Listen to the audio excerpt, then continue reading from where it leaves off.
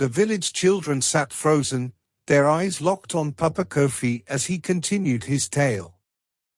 The fire crackled, casting dancing shadows on the great baobab tree.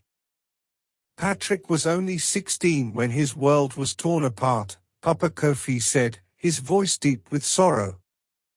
One night, as he slept in his warm bed, a band of raiders came like a storm. They burned houses, captured men, women, and children, and dragged them onto waiting ships. Patrick fought, but what could a boy do against armed warriors? The children shuddered. They had heard of such things before, of ancestors taken across the ocean, never to return. He was chained, Papa Kofi continued, his eyes dark. His wrists and ankles bound. His home nothing but smoke on the horizon as the ship sailed away. And soon, the boy named Patrick was no longer free. The children held their breath. The journey was long and cruel. He was given little food, less water, and no comfort. When the ship finally reached land, Patrick found himself in a place unlike any he had ever known, Ireland. A girl in the front raised her hand timidly. Was it like Africa? Papa Kofi shook his head. No, child. Ireland was different. It was cold.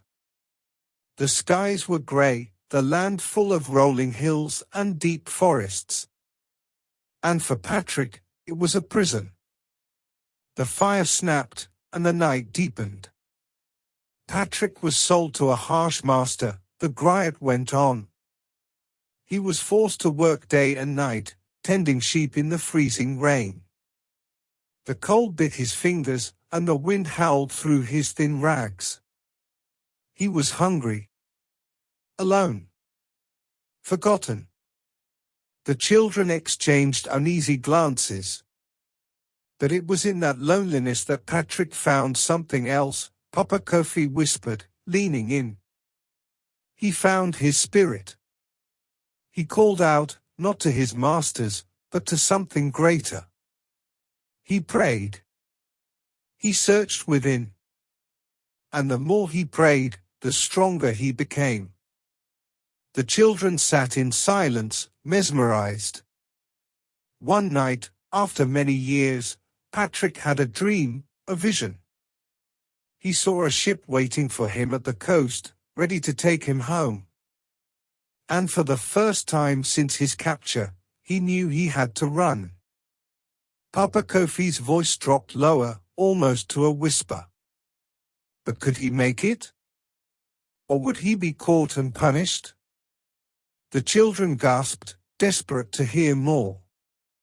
That, my children, is a story for another night, Papa Kofi said with a sly smile.